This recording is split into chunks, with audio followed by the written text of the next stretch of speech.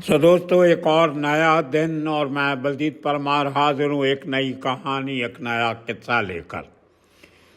आपको बहुत बार हमने वो किस्सा सुनाया जहाँ अंडरवर्ल्ड डॉन अमरनायक उर्फ रावण, उसने कैसे मुंबई के एक बहुत बड़े उद्योगपति सुनीत खटाऊ का मर्डर किया 7 मई 1994 में। महालक्ष्मी स्टेशन के बाहर उसकी मर्सिडीज गाड़ी को रोककर 4 हथियारबंद जो मोटरसाइकिल पे आई तो उन्होंने अंधाधुंध गोलियां चलाई और पहले उसके आगे जो विंड स्क्रीन होती है उसको हथौड़े से तोड़ा, बाद में गोलियां मारी और उसको मार दिया। उसके पीछे बहुत से कारण बताए जाते हैं, लेकिन एक सबसे बड़ा कारण जो अभी हमारी खोज पड़ताल के बाद सामने आया है और जो बहुत तर्कशील लगता है, सुनीत खटाऊ जो खटाऊ मिल का मालिक था, उसको मारने के लिए एक बड़ा कारण ये था कि उसने अरुण गवली से हाथ मिलाया था। जो मिल वर्कर्स की यूनियन है, एसोसिएशन हुआ करती थी, वर्कर्स यूनियन, राष्ट्रीय मिल मजदूर संघ, जिसके ऊपर बहुत सालों से कांग्रेस का कब्जा था। और राष्ट्रीय मिल मजदूर संघ RMMS को सबसे बड़ी सहायता वर्कर्स के मिलती थी इंटक से, Indian national trade union Congress. ये भी कांग्रेस हाई के नीचे थी और नरेंद्र तिड़के उसके चीफ थे।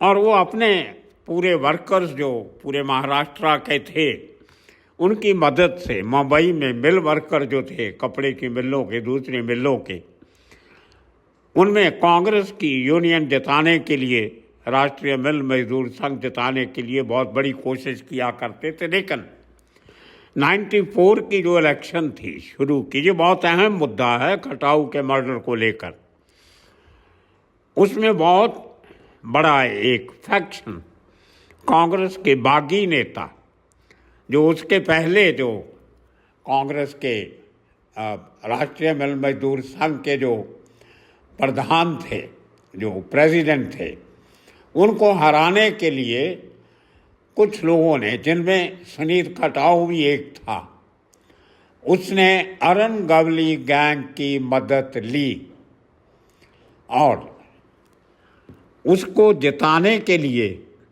बहुत बड़ा षड्यंत्र रचा, पैसा पानी की तरह बहाया।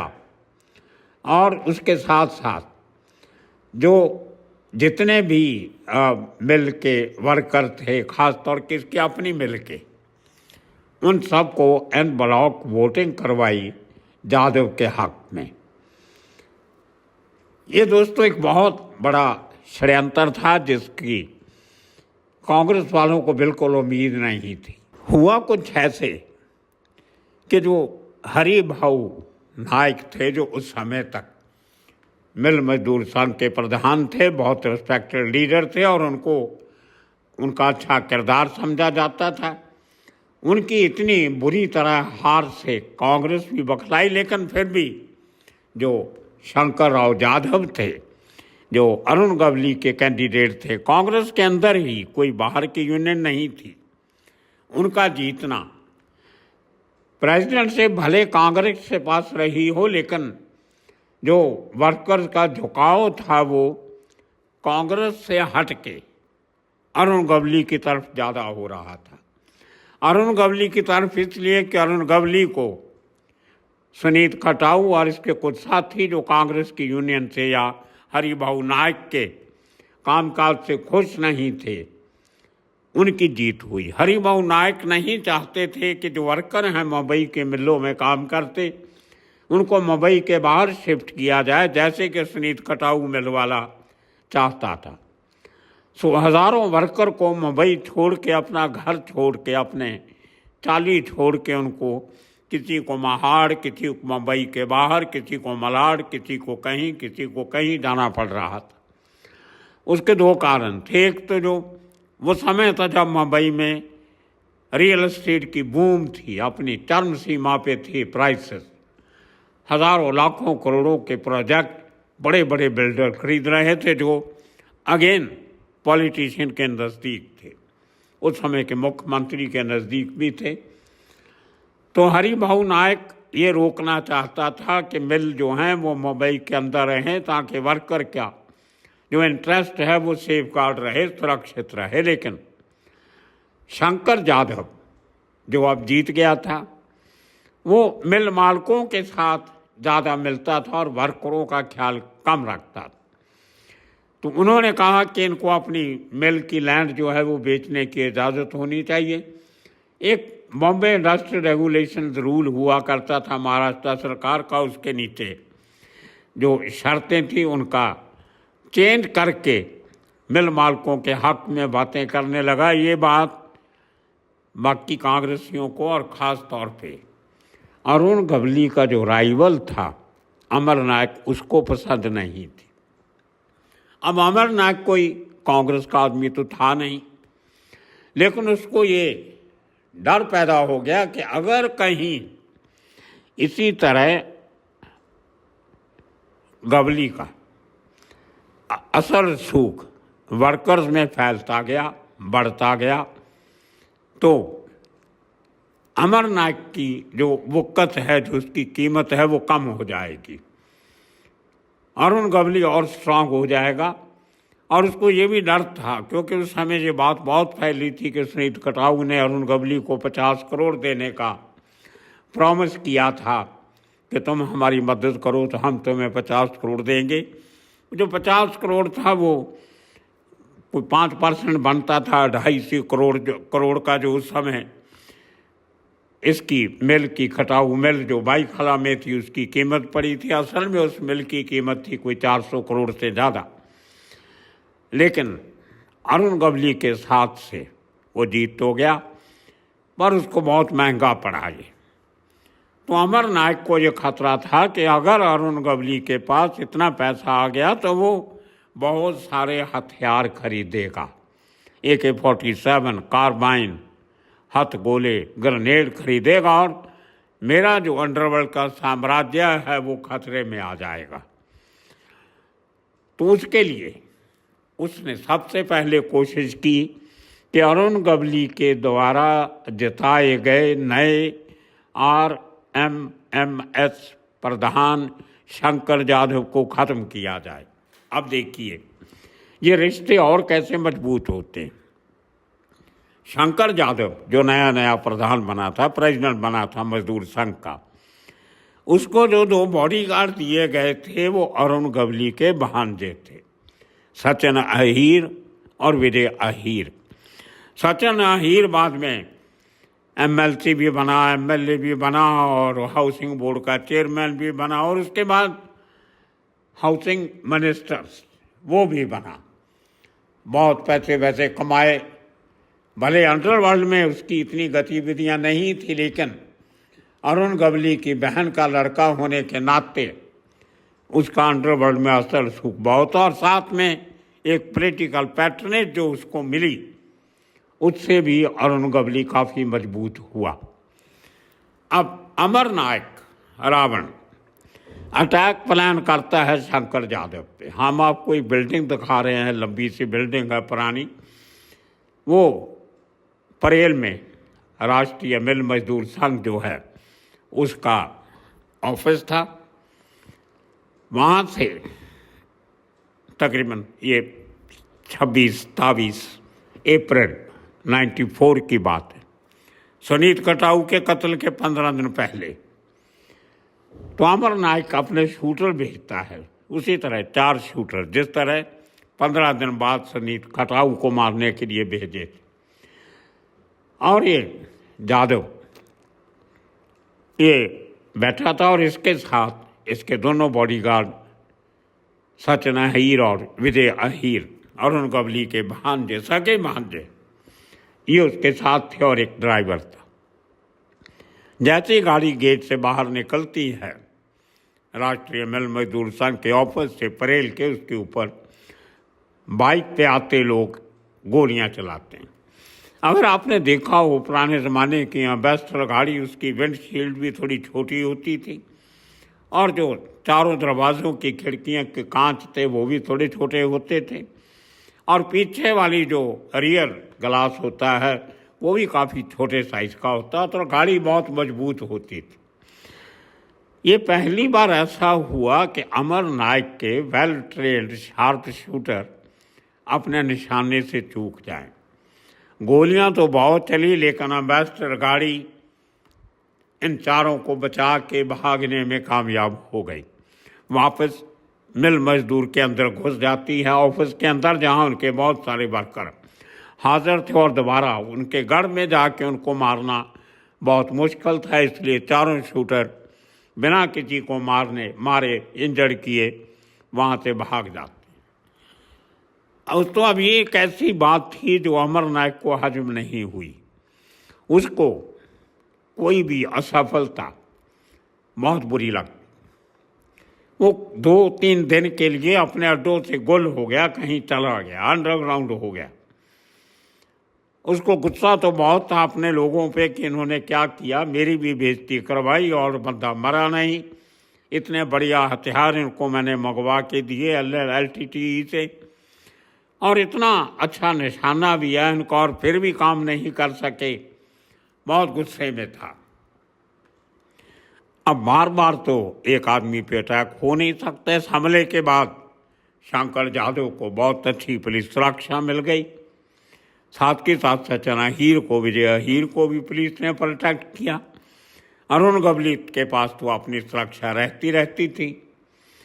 अब अमर नायक ने इस बेइज्जती का बदला लेने के लिए खटाऊ को निशाना बनाया। सो आने वाले 4-5 दिन कहीं अकेले एकांत में बैठ के अमर नायक जब फैसला करता है कि इस पूरे फसाद की जो जड़ है वो है सुनील खटाऊ। वो और उसके दूसरे बड़े इंडस्ट्रियल साथी जो अरुण गवली की मदद के लिए उतरे हैं मैदान में, उनको मैसेज देने के लिए उनमें से एक की बलि लेनी होगी। एक मरेगा तो बाकी डरेंगे, और वो हुआ भी। उसके बाद तरक्की की गई सुनील खटाऊ की। और सुनील खटाऊ, आपको बता दें दोस्तों, ये कोई छोटा मोटा आदमी नहीं था। ये सिर्फ एक मिल का मालिक नहीं था, ये अपने ज़माने में देश का सबसे बड़ा हॉर्स रेसिंग का शौकीन भी था।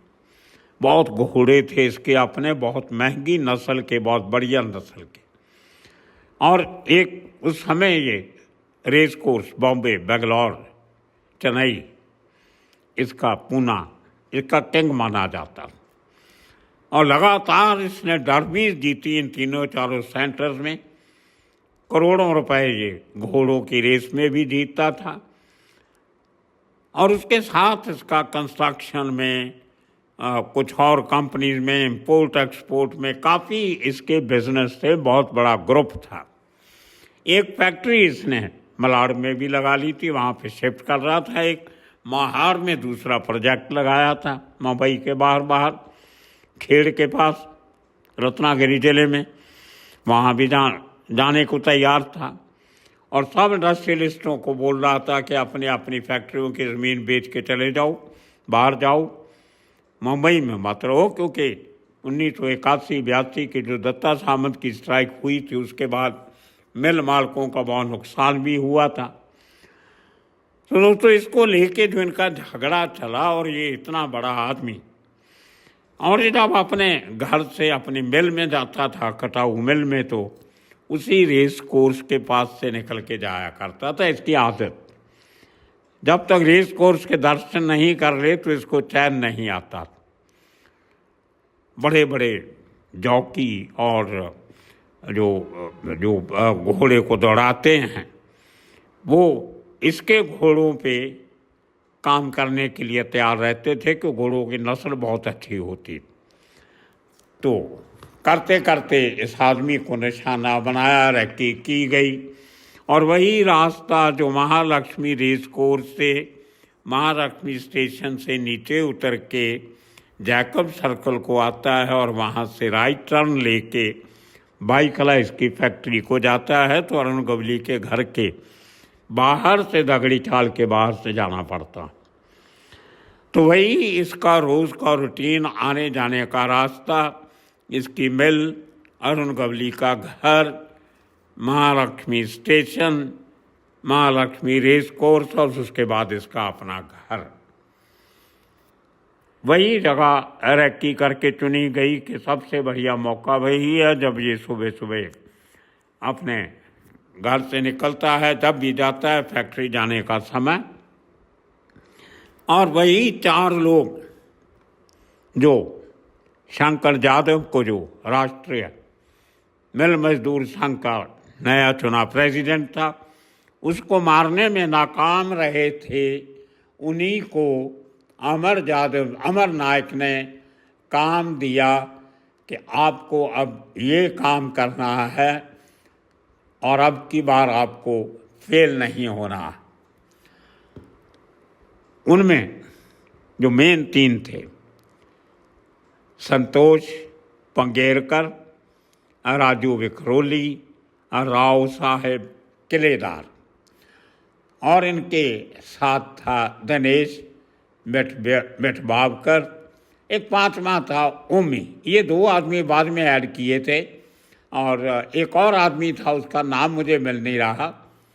तो ये 6 लोगों की टीम बनाएगी। असल में 7वां आदमी खुद अमर नायक भी उस दिन साथ था, 7 मई, मतलब जादव शंकर जादव को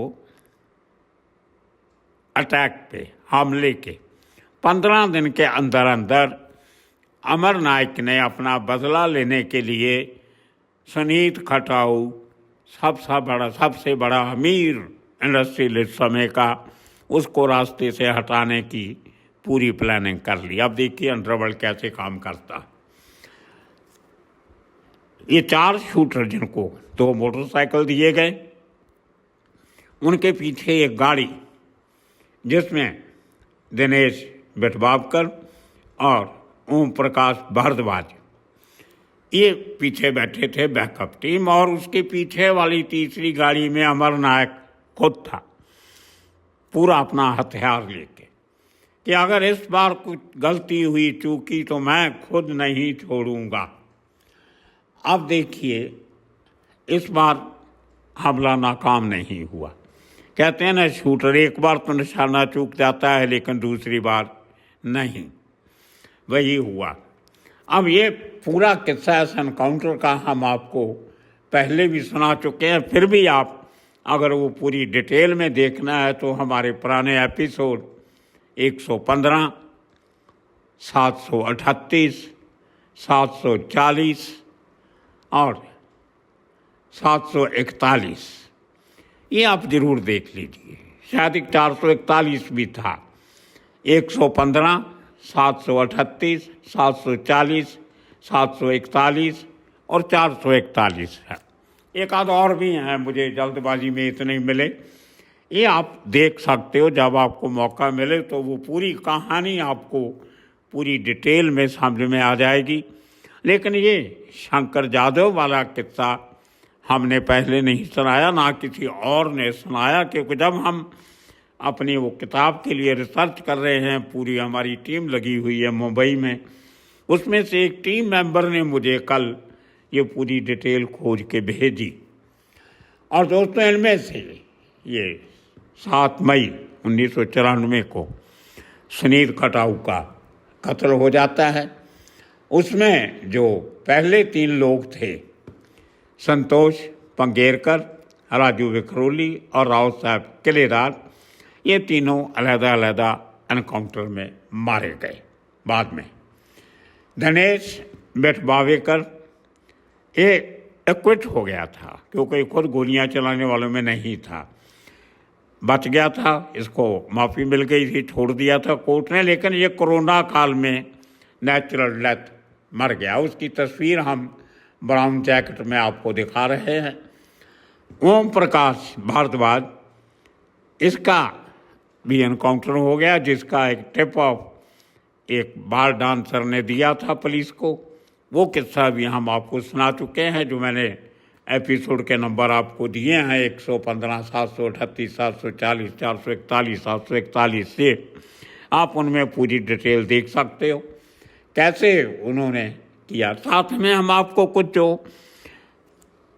सुनील कटाऊ को मारने का जो रिक्रिएशन हुआ था, कैसे उसको मारा, उसका जो रिप्रेजेंटेशनल वैल्यू जो का जो एक छोटा सा वीडियो क्लिप आपको दिखाएंगे, किस तरीके से बाइक सवार लोगों ने उनको मारा था, वो आपको दिखाने के लिए। और साथ में कुछ जो सुनील कटाऊ की पिक्चर है एक चश्मे वाली, और एक उनका फ्यूनरल जो था जिसमें बहुत लोग आए थे।